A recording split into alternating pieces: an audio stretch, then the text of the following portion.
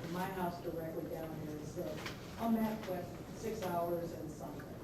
But traffic was horrible in South Carolina. And around Charlotte. Yeah.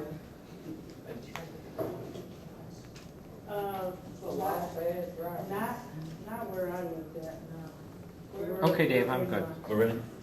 All right, we're gonna go ahead and start. We got a lot of folks that are still missing in action. So, but first of all, well, let's go ahead and let Ryan get up here. He's got a few things he needs to clear up, and then we'll go ahead and start the program.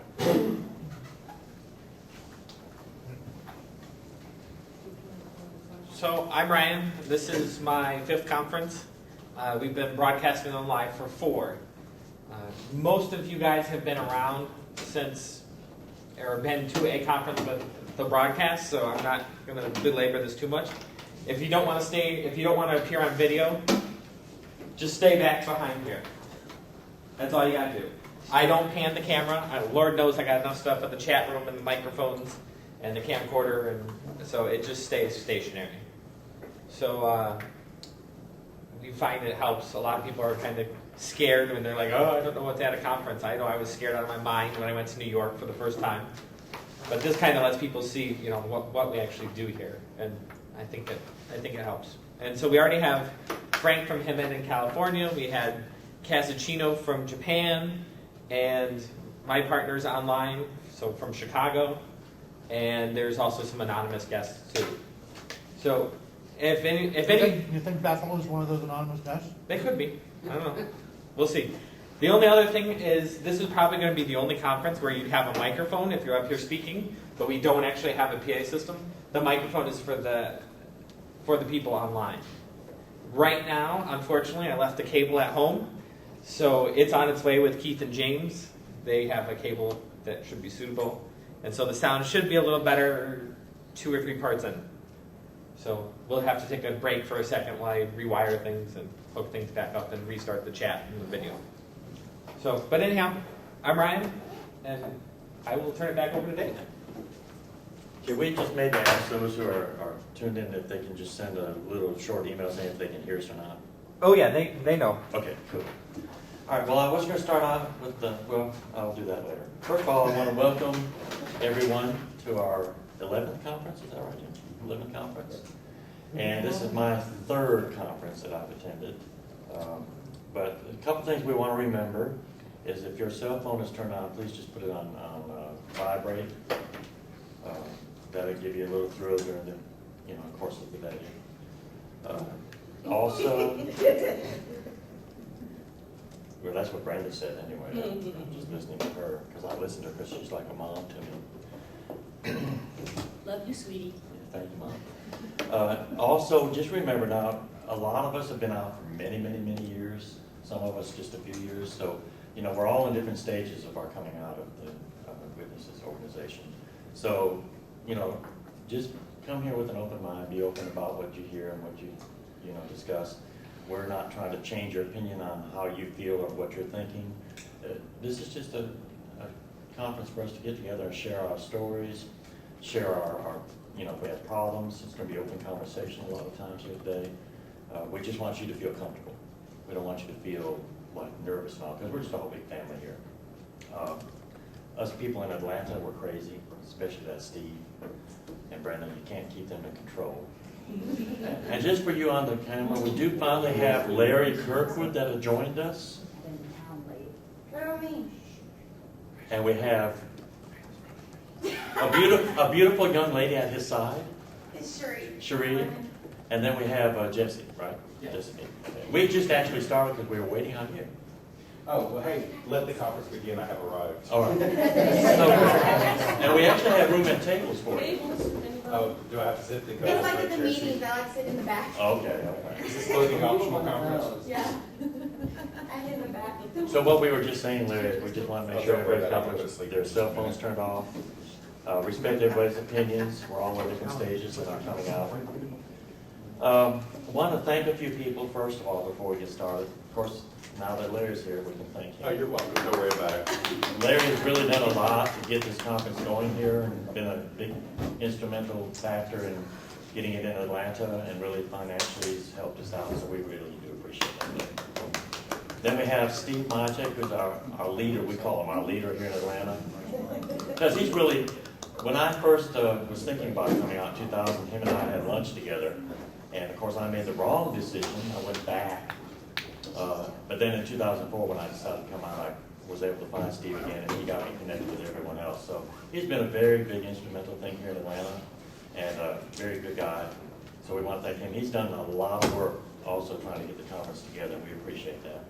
Richard's not here, so we thank Richard because he does a lot of work also. And then we have Keith and James that are not here, and then Brenda. Yes, sir. Did you intentionally refer to Larry as a big instrument? Well, That proved that. well, I have pictures I'll show you later. I'm just curious. Okay, well, Just look in the bathroom. Really That's where they are. I read it on the bathroom wall. Tokyo. It's on the bathroom walls everywhere you go. So.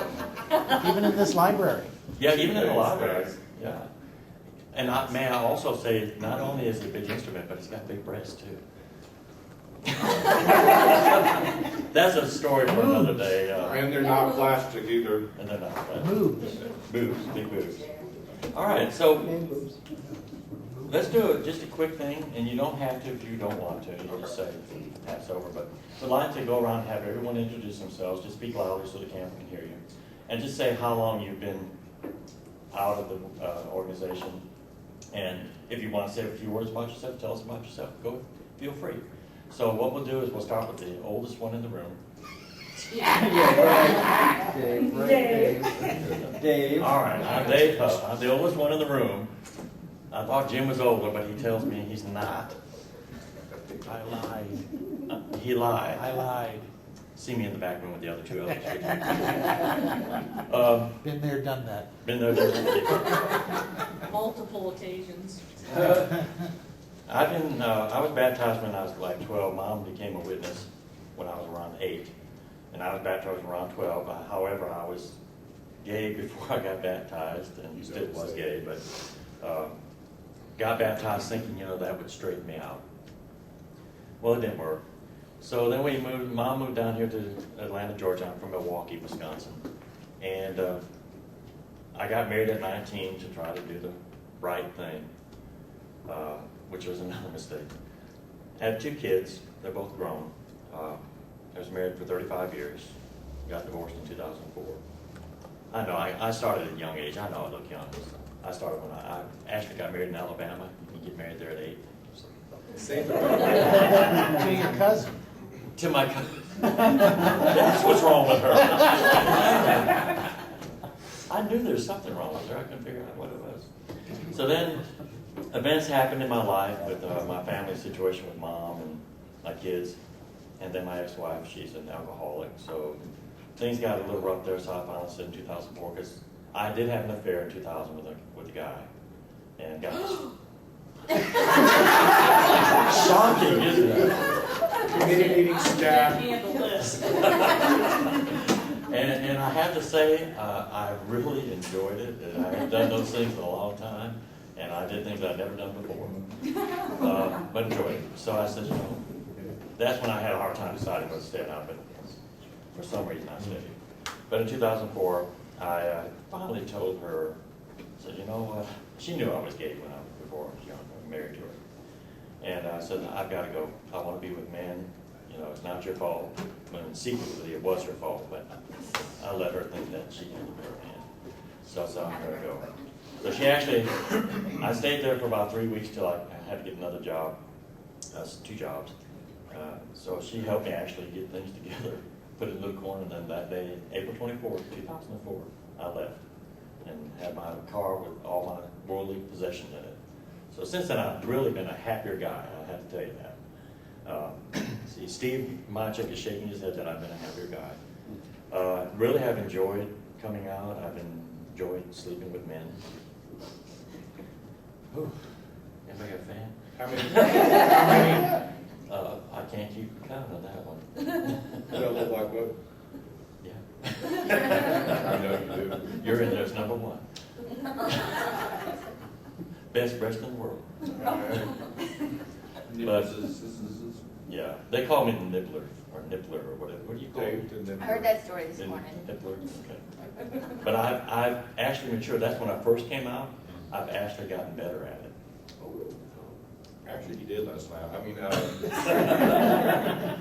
But, so I really enjoyed it.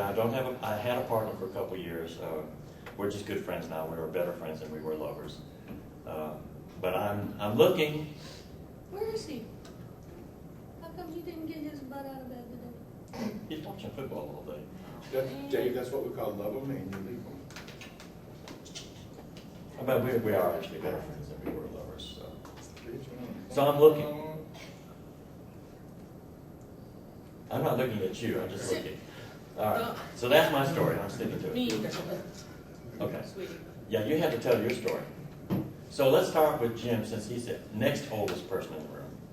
And would you like to say who you are and all that good stuff? to the Well, I'm Jim Moon, for those of you who don't know, if anybody in here doesn't know. Sometimes I think my first name is family? The moon? You know, the Jim Moon. Oh, you're the Jim Moon. So, whatever. I'm going to be telling most of my story Okay. in a little while, so there's no sense of going to that now. I was disfellowshipped 30 years ago this year. And to celebrate my 30th anniversary of being disfellowshipped, I wrote a letter to Watchtower headquarters and explained to them that when a married couple reaches a certain milestone in their marriage, it's often the case to commemorate that occasion by renewing the wedding vows. And in such fashion, I wanted Watchtower headquarters to arrange a local body of elders to meet with me on my 30th anniversary so that I could declare that I am still unrepentant and have myself re-disfellowshipped. Sadly, they never wrote back. It broke my heart. Don't know why. All righty then. Anyway, you'll hear the rest of my story Okay. later on. Thank you, Jim. Yep. How about you, Mr. Mychek? Mysick. You'll always be Mychek to me. Steve Mysick. I started this chapter shortly after I found the National one. Late 90s, I've been out of the organization since 82, 83, something like that. But yours was not for being gay, it was for smoking, wasn't it? Yeah, yeah. Ryan, after we skipped over you, do you want to say anything? You don't have to say anything, by the way, just let me know. I'll even come up and say hi. Okay. Hi again. I've been talking to some of the people here already, so some of you know my story. A lot of friends I've met too. But my name is Ryan. I was born into the religion, baptized at 16, and 16, and disfellowshipped at 21, thanks to the infamous email from my partner who's in the chat room. Trying to be butch and fixing a headlight in your car, and look what happens. So, while I was doing sound, territory, literature, 5 schedules, running the microphones, giving parts. I was on the fast track to becoming a ministerial servant. And everybody was like, oh, you're so spiritual. And they were trying to hook me up with another girl in the neighboring congregation. And I'm just like, but I was disfellowshipped in 2001. And I used to think that if they just accepted gay people and the Jehovah's Witnesses, I would go back. And that has progressively changed to now I will never go back. I have been asked to attend the memorial by my parents, and I said no. I said, because I know what you guys say at the people who you haven't seen in a long time at the memorial. And it's like, oh, it's so good to see so-and-so. Oh, maybe they'll see their heirs of their way and they'll come home and come back to the truth. And I think it's the furthest thing from it. So I'm so happy to be out. I'm happily partnered. 10 years? 9 years? Better get it right. Must not be too damn happy. No, 9 years. Larry. Larry. I love you, Ryan. I love you, Bob. So, Just at their house. He says that to everyone. so we have a house together. We have a dog. It's it's our little place in the suburbs, and our life is good. Thank So, you. I'm going back to the camera. Jesse, do you want to say anything? Sure. Good morning, everyone. It's great to be here. I think my fourth conference. I did the two in New Orleans and then San Francisco last year, so it's always enjoyable to meet everyone. And I'm from the New York chapter of Hammerbond. I'm a co-facilitator there along with Bobby Duna, who I think some of you know. And we have a great group up there, so everyone sends their love from our congregation up in New York. Congregation? A chapter, I'm sorry.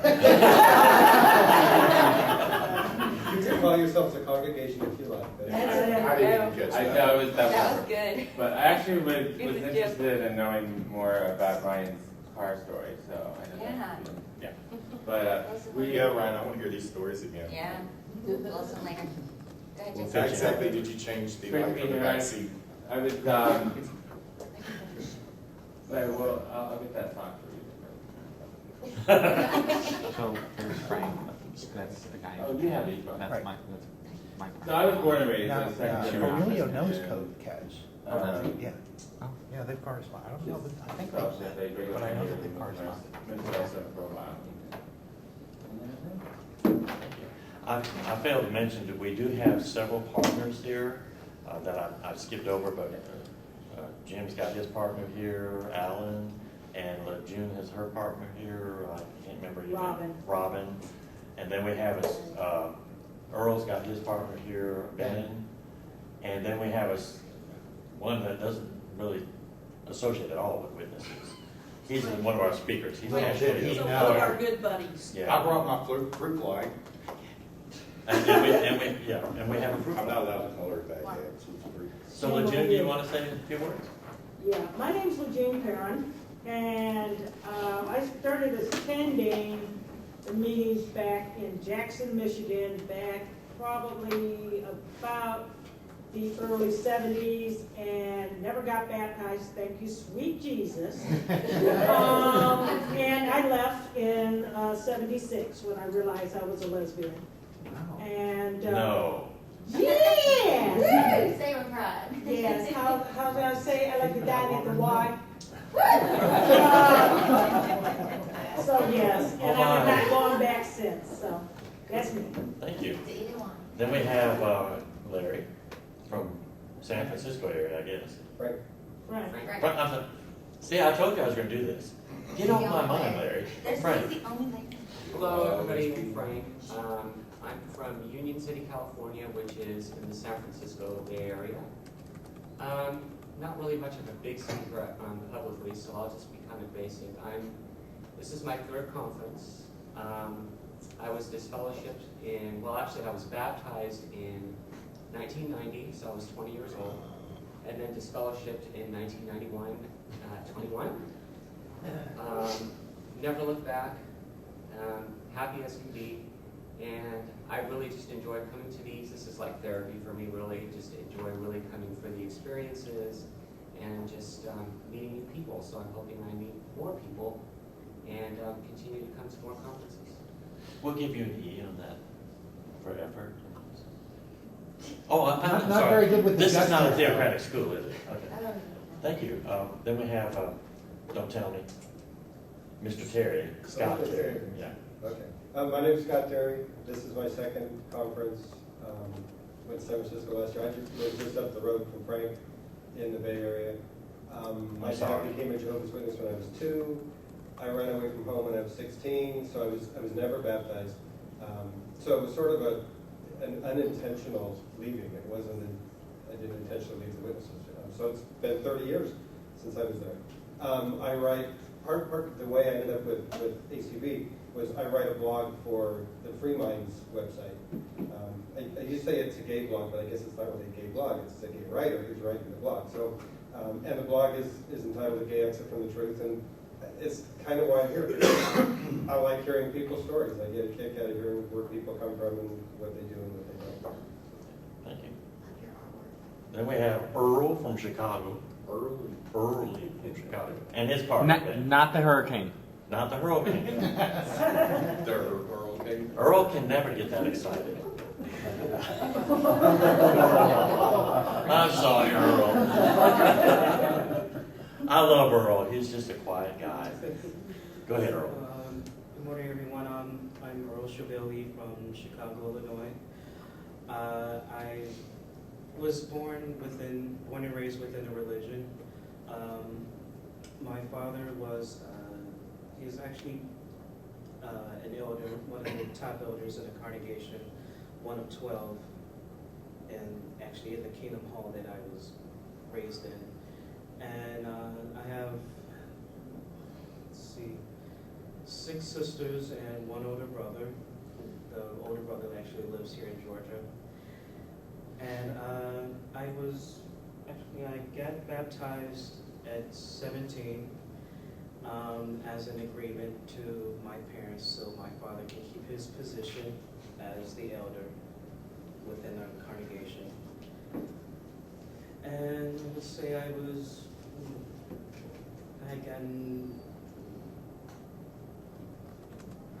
I became inactive in summer of 2005, right around the time I met Ben.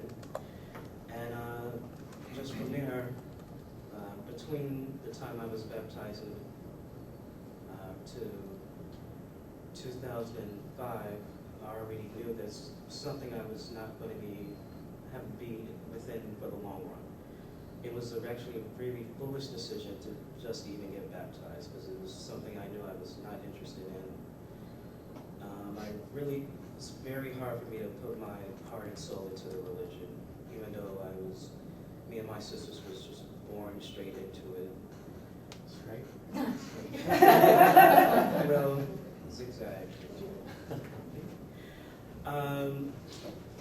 About 2 months ago, actually this weekend was when I became officially disfellowshipped from the congregation I was born and raised into. And ironically, it was on Independence Day.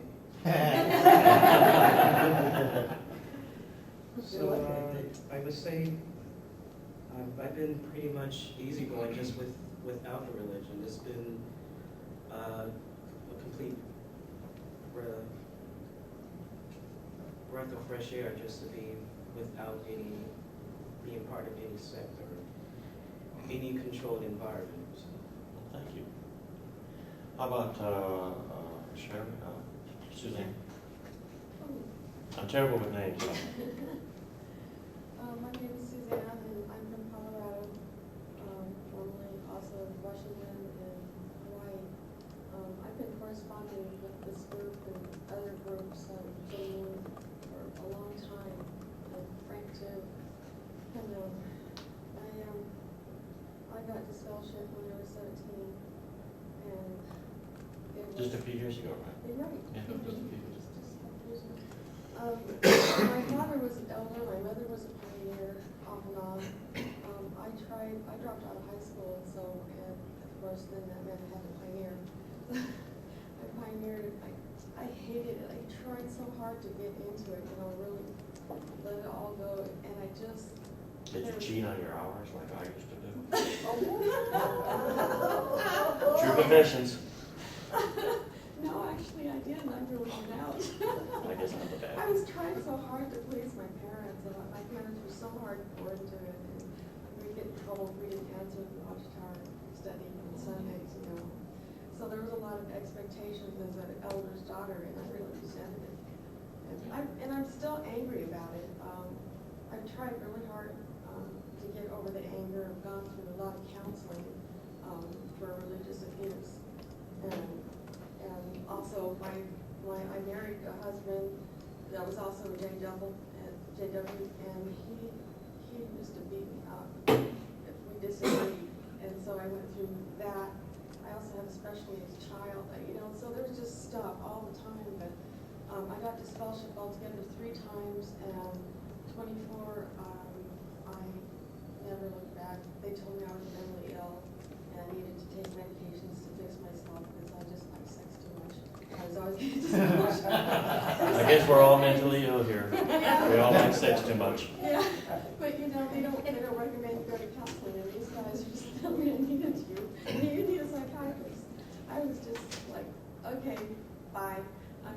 and I've been out ever since. That was in, 80, when I was 24, in the 80s, early 80s. But my parents haven't talked to me for 18 years, and that really hurts. And the last time I saw them, I was asking for a family relationship, and they said, no, you have to come back to the truth, and then we'll talk about it. And it's like, I lost it, that's it, I'm not coming back, I'm not gonna be a hypocrite, I don't want the religion, I'm not interested in it. So. See, I'm like you, I felt really bad. I raised 2 boys. And after doing that, you know, and seeing, looking back, forcing things on them, you know, go to the meetings, go out in service, do this, do that, I feel real bad about that, so. And I really resent being indoctrinated so strongly that even when I was after I was out, people would say things about Jehovah's Witnesses, and I'd be, how can you, you know, inside, how can you say that about them? And oh my God, and to relax, and it was really, really hard to let go of that. But I still am working so hard on my anger. But you got a lot of folks here to help you. I'm so glad you guys are here because it really helps me. Because I still very emotional about it. And it really, really hurts. Like the family just, you know, just